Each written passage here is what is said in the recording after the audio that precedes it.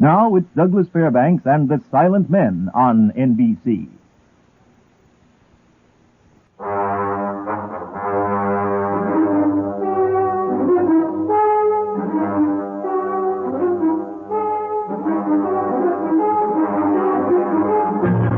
The Silent Men, starring Douglas Fairbanks, Jr.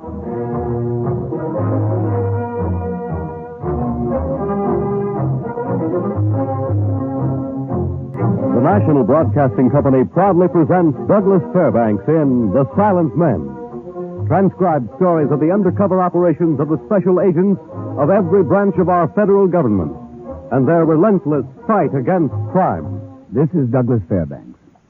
Do you know what heroin is? They call it the killer drug. It's an opium derivative, a triple essence of morphine acting on the higher centers of the brain and subtly destroying them.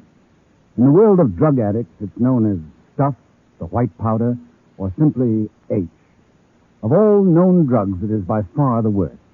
It can turn the most decent man quickly into a vicious killer, or a fresh young girl into a hag in a few months. Its use is outlawed in the United States. Its presence anywhere is an invitation to disaster. For this reason, the Bureau of Narcotics recently dispatched a special agent on a secret mission to the Near East. His assignment? To destroy a suspected heroin source and thereby keep this peril from destroying American lives. The special agent on the assignment was Larry Thomas, whose name I will have the honor to assume in tonight's file case entitled Heroin Source X.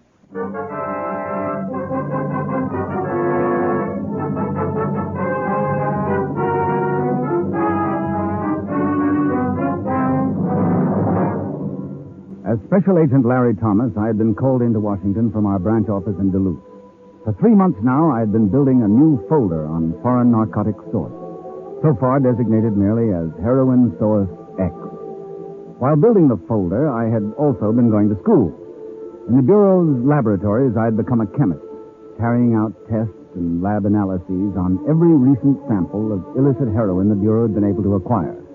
Finally, when the unrelated items in the folder began forming into a pattern, a report to the commissioner brought a personal visit to the lab. Let's see now, 1 gram to the, Morning, Larry. Commissioner, good morning. How's it going? Well, pretty interesting, sir, but slower than I care to admit. Well, this is all pretty new to you. You would have had the report weeks ago if I could have put one of the departmental chemists on it. No? Oh, I had a reason for wanting you to learn all this by yourself. Well, I learned it all right. If there's anything you want to know about opium derivatives, I'm your boy. I see you brought the folder. Yes. Now, let's see if I got it all here. Well, looks like it, sir. Everything that's come in on heroin in the past few months. Plus your own report. Right. Well, it's finally beginning to shape up, taking on direction. Well, that's what I felt, sir. I had a call from Boston this morning. Oh, Benson? Yes. A large consignment of illicit drugs was discovered on a ship there in the harbor. What kind of ship? A freighter from the eastern Mediterranean. Turkey? Yes. Uh-huh. You remember a few months ago, there were quite a few rumors about Turkey. They were saying you could buy heroin capsules like peanuts along the Istanbul waterfront. Of course, but there was never anything definite to back it up, though. Your folder backs it up. We've compared these tests you've been running on the seized heroin samples with control specimens from all parts of the world. Everything points to Istanbul as the most logical point of origin of the new line.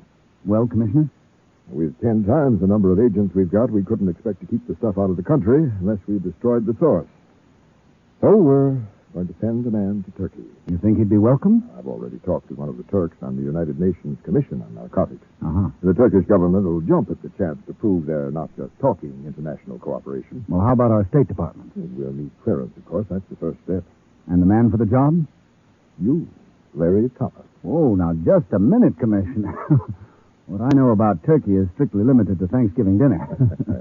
The chemistry of heroin is all you'll need to know. That's why I've had you doing this lab work yourself. You can expect to find heroin in practically any Mediterranean port, but you won't know when you've hit the mother lode until you compare it chemically with the analytic findings of this new stuff that's being shipped into this country. Oh, what do I know about language? Buy a book and learn Turkish on the way over? From what I hear, you won't have to use it.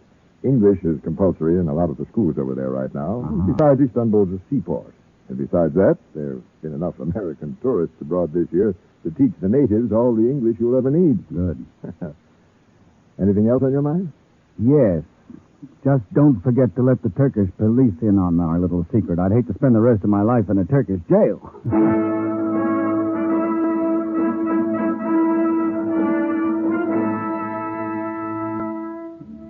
When the State Department clearance came through, I took a transatlantic flight out of New York. And not quite 72 hours after I'd hailed a taxicab in Washington, D.C., my plane set down on Turkish soil. An hour later, I was stating my business to a young attaché at the American consulate, a fellow named George Stevens. Now, if there's any other way that we here at the consulate can be of help, Thomas, you won't hesitate to call. Oh, thanks, Mr. Stevens. You'll find reservations in your own name at the Park Hotel. Larry Thomas, American tourist. Kind of surprised. Thought you fellas always adopted some sort of concealed identity. Not this far from home. Besides, it's hard enough remembering your own name. Oh, in the cable I received, I was instructed to put you in touch with the Turkish police. Oh, yes. I've arranged an appointment for you here tomorrow morning with the director of the criminal division, a Colonel Nadal Marouk. Excellent. Oh, he should be a lot of help. Meanwhile, can I at least show you the city? Thanks. I think I'd better just feel my way around alone for just now. This is one of the most ancient cities on Earth, you know. Yes, a lot of history here, and a lot of other things, too, I'll bet. Well, better get out and see a little of it. I'd be careful where I look, Thomas, especially after dark.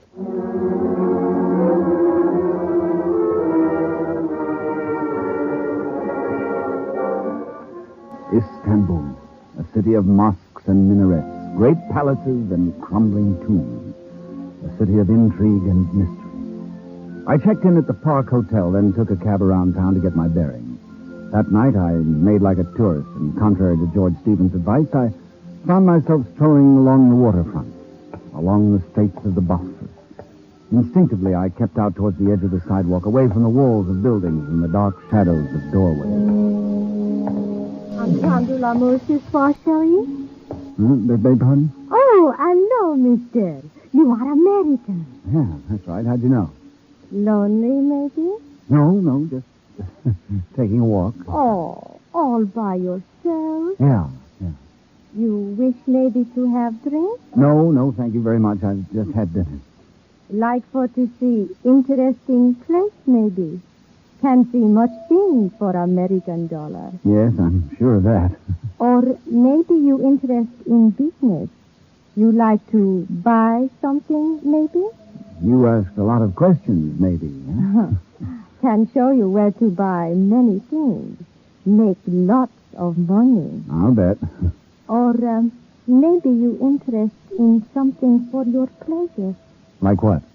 Like the little powder, maybe? What do you know about the little powder? Enough.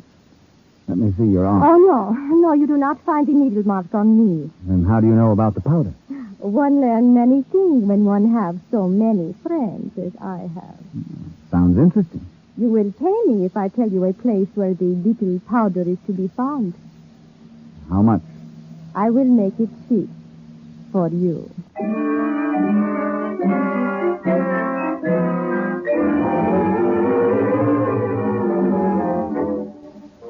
The girl's name was Sadia. I couldn't tell her nationality. She spoke 7 languages, and her eyes hinted of the wisdom of 7,000 years. Yet for $3 American money, she steered me to a little place called the Crescent and what she called the Little Powder. It was a typical smoke-filled coffee house, except this one had a floor show, the local version of Little Egypt, with an act that hadn't varied since the Chicago World's Fair of 1896. I ordered a cup of coffee, thick and sweet, and bought a box of perfumed Turkish cigarettes and waited for Sadia to bring the contact over to my table. After the girl on the floor stopped dancing, Sadia came back. She had a man with her, a Greek she introduced as Kokana. Ali Espera? He does not speak English, mister, only his native Greek. Have you told him what I want? He says he must talk with you first. About what? Either he has the stuff or he hasn't. What did he say? He says, do you favor our entertainment? Yes, fine, but tell him I'm not here for the entertainment. I'm here on business.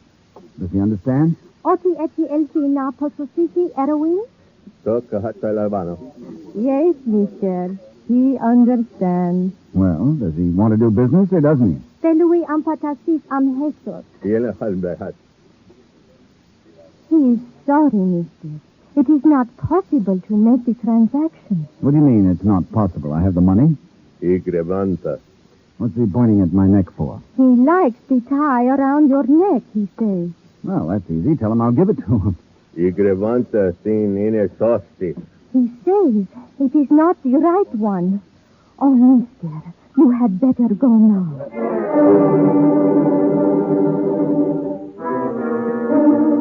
From Sadia's tone, I knew it was definitely time to leave. I got out of the neighborhood as fast as I could and took a cab uptown to my hotel, but I couldn't sleep. My mind was too full of questions about tonight's incident.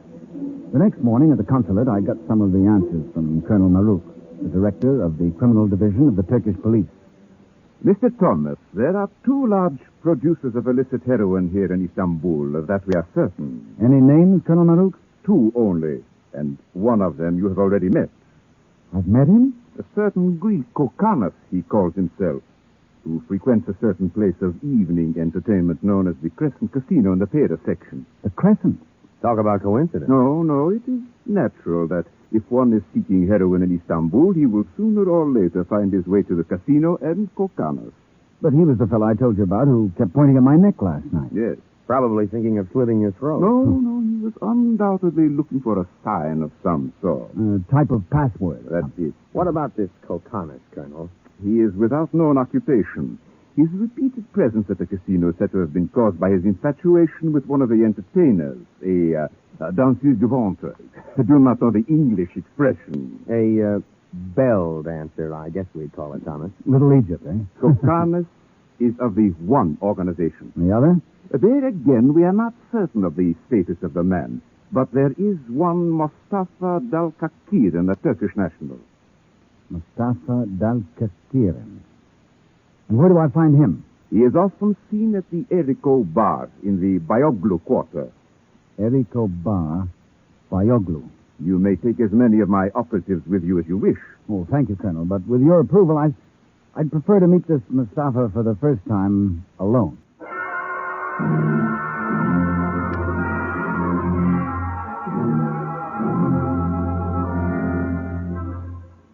The Bayoglu quarter is one of the poorer sections of Istanbul. 2 nights later, I found my way down there to the Eriko Bar, a small room below street level. A zinc bar 5 feet long and 2 marble top tables. That was all of it. At one of the tables, I found Mustafa Dalkakiran.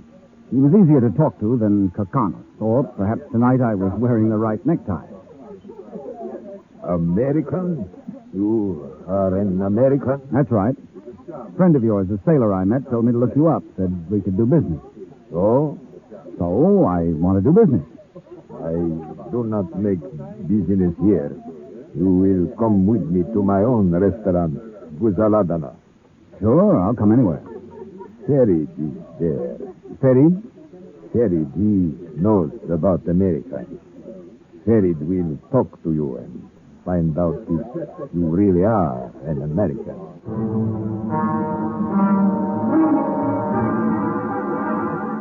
We took a taxi to the Guzul Adana. It was a big new restaurant in the Pera section, not far from where I had met Kokanos a few nights before. And in Mustafa's private office, I met Ferid. Oh, yes, he knew Americans all right. He had once been a steward on a ship that docked at New York for all of 2 whole weeks. And in addition to that, I have attended an American school here in Istanbul. Yes, I've heard of it. The Robert College, isn't it? For 2 years, mind you. And this accounts for my so perfect accent. As you see, I have none. You do very well, Mr. Ferid. No, mister. Just Ferid. Very democratic, you see? Okay, Ferid. Yeah. But you say you are an American. Ha, anybody can say that. But how do we know? Well, you've been there, Ferid. You should be able to tell. Precisely. And it is because of this that I am so valuable to Mustafa. Is this not so, Mustafa? It's so. It is because of this that Mustafa places such great trust in my judgment. Find out. Your credentials, Mr. Thomas. Well, I've got my passport. You see, it's got my picture. Not a very good likeness, but you know how these passport photos are. It is you? And this is my driver's license from the state, Larry Thomas, Duluth, Minnesota. Duluth. What is the meaning of this word? It's a city. That's where I operate, near Chicago. Chicago. What other cities do you know?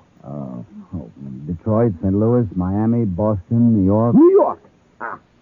Tell me, what is the game that is played in New York? Quickly. I don't know, unless you mean baseball. Right. Mustafa. He is number one with an OK. Right, Thomas? Right. The man who's thinking. So, you say like this, Thomas. An American seaman tells you to find Mustafa. That's correct. And if you find him, you are ready to do business. Big business. Nothing less than 100-pound lots. That is 50 kilos. The name of the American seaman. Care to mention the name, Thomas? You know better than that, Farid. We don't throw names around in this business. The name, Farid? Could be the name of the American sailor was George Peters? Could be. And if the name was George Peters, from which hand is the finger missing? Oh, sure. Sure, about that finger. You wouldn't be playing with us, would you, Thomas?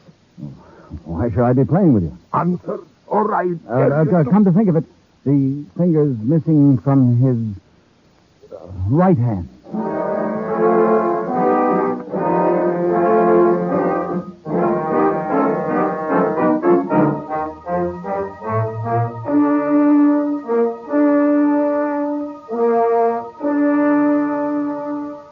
Sorry, Colonel Maruk, to break in on you so early in the morning. Oh, you are welcome here at any hour, Mr. Thomas. You have learned something of the heroin producers? Well, I'm meeting the top man in an hour through Dalkakirin. His name's Yasef. Remarkable to have accomplished so much in so short a time. The meeting place? The Gazul Adana. Mustafa Dalkakirin's new restaurant. You would like company at this meeting, is it not so, Mr. Thomas? That's right. Yasef will probably take me to his factory. I would like to have your men there so they can follow us. As many as you wish. What are your requirements? A fast car parked at each end of the block, I'd say. Someone to watch the front door from the street. Well, that ought to do it. That and more will be stationed outside the Gazuladana in exactly 1 hour. Good. Just don't make it too many. Oh, by the way, Colonel, ever heard of an American seaman named George Peters? George Peters? Yes. George Peters. Perhaps I have something here in my card file on him. It is important that you have information on this Peters? It could be important to me. Yes, here we are. George Peters, American addict, apprehended 6 weeks ago, smuggling narcotics into Turkey for his own use. Anything about his hands? What? Either of his hands have a missing finger? Yes, I see. Yes, middle finger missing from right hand. Oh, brother. What is it? Oh, my luck is running a little too good. That's the second coincidence so far in this case. I hope there isn't a third.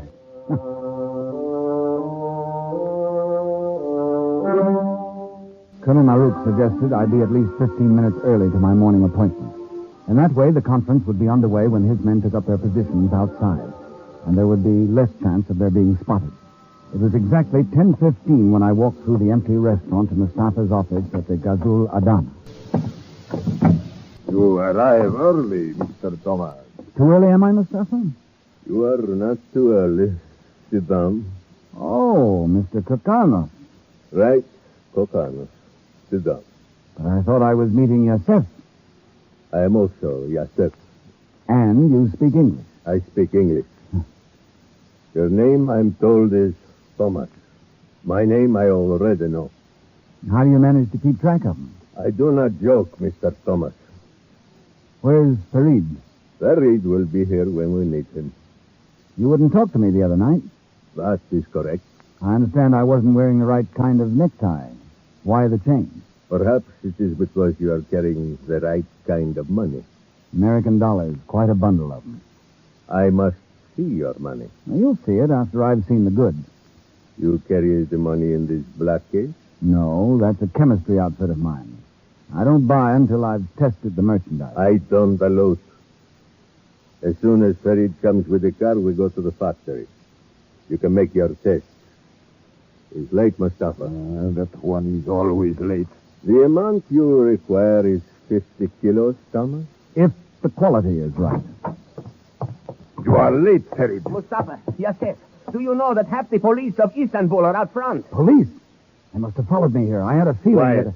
Farid, you are sure? That is why I am late. I have been watching them before I came in. The car is in the proper place? It was not seen. Wait, then. We live by the back way. Follow me, Thomas. We'll leave that pack of hungry cats to watch an empty bag.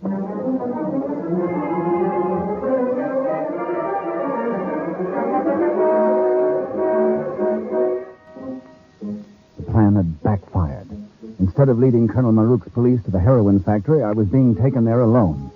After traveling at top speed through a maze of streets I didn't know, the car finally stopped in a back alley, and they rushed me through a door and down a flight of steps. I was hopelessly lost. They took me through a cellar, so dark I could barely make out the gas meter on the wall. And then upstairs to what must have once been a large kitchen, but what was now undoubtedly a secret heroin factory. And there, under the suspicious eyes of Mustafa, Kokanas, and Farid, I made my analytical tests. Very well, gentlemen. I'm finished. You are satisfied? The results of my test indicate a drug of great purity and potency. You are sure? Yes, I'm sure this is exactly what I've been looking for. You've no idea the adulteration this stuff goes through sometimes. That is no affair of ours. Tell him, Yasef, the prices we have received from purchases in the American market. 3,000 American dollars the kilo. 3,000. This is not cheap Indian or Iranian stuff. But 3,050 kilo lot. We'll waste time. Wait, Yasef. Perhaps you will tell us the price you are prepared to pay, Thomas? 2,000. Cigarettes, Thomas? No, thanks. You have a match? No, Here, I have a lighter. No, thanks. American, see? Yeah, it's a nice one. You must realize, Thomas, that the impression you make is not a favorable one. First, you question the quality of our merchandise. Now you try to force down our prices. Sorry, that's all it's worth to me. 50 kilos at 2,000. Very well. You have the dollars with you? You don't think I'd be foolish enough to carry that much on me, do you? Bring the stuff to my hotel tomorrow. I'm at the park. I'll have the money waiting.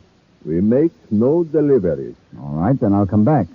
Only you've got to tell me how to get here. The way your boy Farid drove us out, I got lost. You need not trouble yourself with directions. We will call for you at the Park Hotel tomorrow at exactly noon. And bring you here ourselves, as soon as we are certain we are not being followed.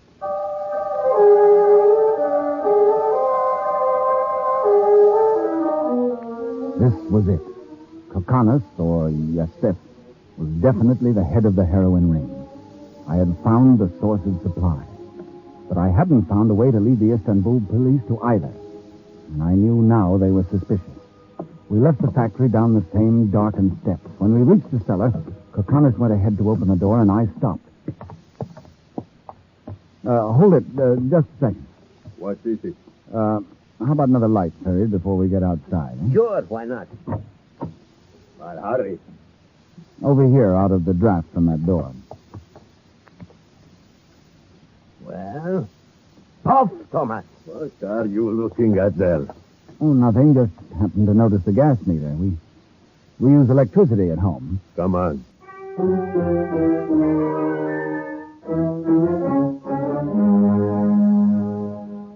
Mr. Thomas, I congratulate you. Excellent police work. Who would have thought to look for a serial number on that gas meter? Oh, thank you, Colonel Marouk. It was my last chance to bring you in on the party. But to have one of them hold the light while you noted it, excellent. The tough part was remembering it. 137-486. I kept saying it to myself all the way back in that car. The address is in the Tepabashi section, number 6, Sabashi. I do not think our little bird will escape this time. Well, what are you planning, Colonel? When you and your companions arrive tomorrow at number 6 Sabashi, some workmen will be digging a trench in the street. engaged, I think, appropriately in repairing the gas main. I am correct that the room in which you will meet overlooks the street? Right, I'm sure of that. Just so. Then when your meeting has progressed to the point at which you would like our company, you have but to make the slightest signal at the window. The house will be unobtrusively but completely surrounded. Sounds good. Remember, a signal at the window, and we shall be with you instantly. At 1:30 the next afternoon, I remembered. The Turks had been so interested shaking off a non-existent tail driving out that they didn't even notice the workmen in the trench in front of number 6 Abashi. Our meeting was proceeding according to schedule. 50 kilos of heroin in 1/4 kilo tins and $100,000 American dollars lay on the table. I picked up one of the tins and strolled casually toward the window. What are you doing, Thomas? Just want to look at this stuff in the light, that's all. You have tested it yesterday and again not 10 minutes ago. Yeah, but I just thought I'd, Hey, what's wrong with this blind here? The blind is nailed down. Get away from that window, Thomas. Here, if I can just pull it loose a little at this side. But forget him. Talk of a police informer. Put down that tail, Thomas. Stay where you are, all of you. Look out, he has a gun. You mean a rod, don't you, Page? You are all right, Mr. Thomas. All right, Colonel Marouk, I'm very glad to see you.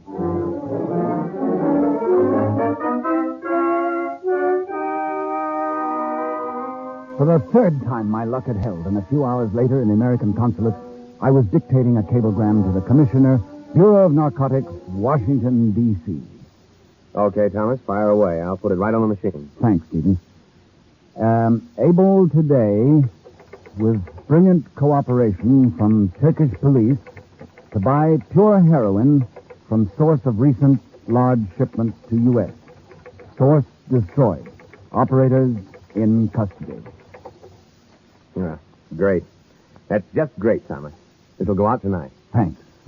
Well, now that it's all over, how about taking me up on that offer? What's that? Do a little sightseeing before you go back to the States. I'd like to show you a little of Istanbul.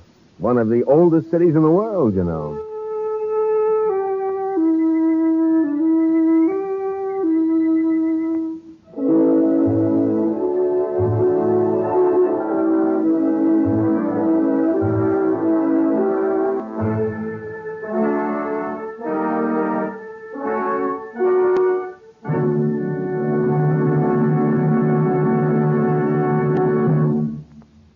This is Douglas Fairbanks again. The elimination of Heroin Source X closes another chapter in the distinguished chronicle of our silent men, the special agents of all branches of our federal government who daily risk their lives to protect the lives of all of us.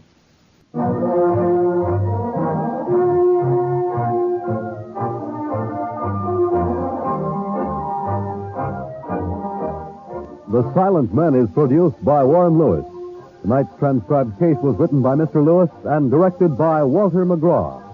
All names and places were fictional. Featured in tonight's cast were Bernard Lenrow, Leon Jenney, Danny Acco, Gregory Morton, and Ilya Bracha. This is Fred Collins speaking. Listen again next week and every week to other exciting cases involving the law enforcement adventures of the special agents of our federal government, for they are the Silent Men.